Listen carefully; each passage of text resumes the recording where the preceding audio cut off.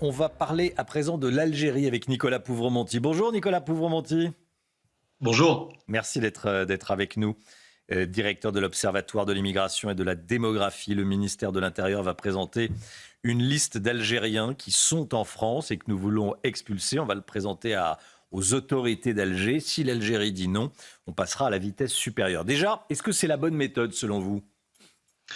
Écoutez, cette première liste de quelques dizaines de noms, c'est l'étiage qu'a donné le ministre Retailleau, sera un moyen de tester la volonté du gouvernement algérien de sortir la situation de blocage dans laquelle se trouvent les relations franco-algériennes, et spécialement sur la question migratoire. Cette liste, elle se focalisera de toute évidence sur des profils signalés comme particulièrement sensibles. C'est l'expression qu'avait employée le Premier ministre à leur sujet lors de ses annonces sur l'Algérie il y a une quinzaine de jours. Voilà, finalement, avec cette liste, le gouvernement français tend la main au gouvernement algérien en lui offrant une possibilité de montrer un signe de coopération plus accentué. Il y a quand même une grande incertitude quant à la réponse qui sera apportée par Alger. Pour le moment, Alger ne change pas sa position et refuse encore des OQTF, même quand ils ont des passeports valides. On en a parlé pas plus tard que cette semaine. Oui, tout à fait. C'est-à-dire que la situation de blocage est toujours aussi accentuée et c'est d'autant plus massif, important que les Algériens sont aujourd'hui de loin la première nationalité représentée dans les centres de rétention administrative, c'est-à-dire dans les lieux de rétention où l'on place les étrangers en situation irrégulière qu'on souhaite éloigner. Donc évidemment, cette surreprésentation, elle devient de plus en plus forte au fur et à mesure que l'Algérie poursuit dans le refus de réadmettre ses ressortissants.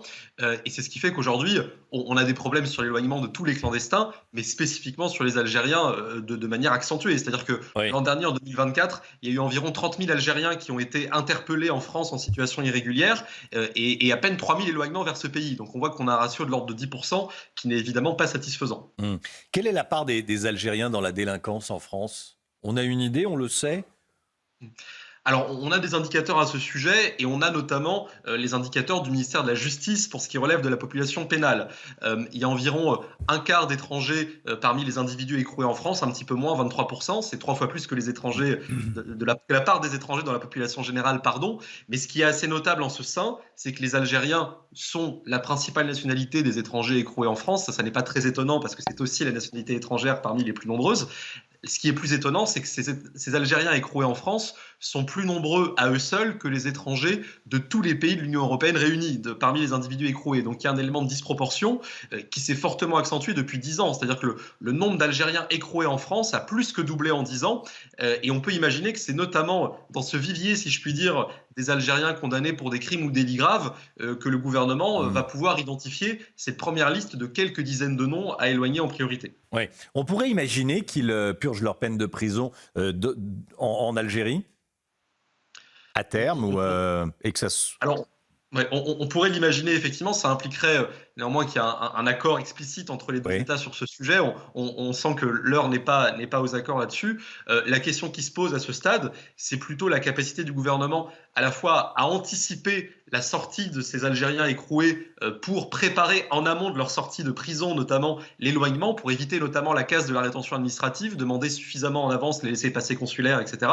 Mais la question qui se pose sera toujours la même, c'est-à-dire la capacité d'Alger, la volonté d'Alger plutôt, de réadmettre ses ressortissants. On peut concevoir que le gouvernement algérien n'ait pas spécialement envie de reprendre des ressortissants délinquants ou criminels. Il n'en demeure pas moins que c'est son obligation au regard du droit international. Oui. Pourquoi est-ce qu'on n'arrive pas à tordre le bras au régime d'Alger, Éric Revel ? Je pense qu'il y a plusieurs raisons, mais tout à l'heure, vous parliez de la réaction de François Bayrou sur les 200% qui vont peut-être. On ne va pas se laisser menacer on va pas se laisser terrasser par Donald Trump. Vous voyez, ça fait écho à ce qu'on vient d'expliquer. C'est-à-dire qu'en réalité, on se laisse terrasser, non pas par l'homme le plus puissant du monde, Donald Trump, mais par le président algérien. C'est ça la réalité politique et diplomatique du moment. Les rapports de force, ils sont ceux-là. Donc, sans doute qu'on n'a pas de moyens de pression, sans doute que l'incarcération de Boualem Sansal pèse aussi dans la balance, mais le constat qu'on peut faire, c'est celui-là, pardonnez-moi. On n'a pas le biceps suffisamment costaud pour imposer quoi que ce soit à l'Algérie, alors que le gouvernement français fait tout dans les règles, qu'il demande des laissez-passer consulaires, qu'il signale. Là, on parle de cette liste qui va sans doute rester confidentielle, mais nos moyens d'action, c'est quoi ? C'est pas grand-chose, en réalité. le rapport de force n'est pas en notre faveur. Nicolas Pouvremonti, pourquoi est-ce qu'on n'arrive pas à imposer, c'est pas, on ne demande pas la Lune, on demande à un pays de récupérer des individus qui se comportent mal sur notre territoire. C'est pas fou. Non, c'est... Quel est à titre personnel, je comprends pas en réalité. Je comprends pas pourquoi et quelle est la raison. Et d'ailleurs, on nous la donne pas. Non. Alors, de ce point de vue-là, il y a évidemment une posture du gouvernement algérien qui tient ce qui lui reste de légitimité de son rapport conflictuel avec la France, dont il fait des gorges chaudes de communication spécialement depuis 3 ou 4 ans. Donc évidemment, la question migratoire, c'est une manière pour lui d'imposer cet antagonisme qui essaye de maintenir un semblant d'adhésion dans la population algérienne à ce régime qui est par ailleurs très, très affaibli.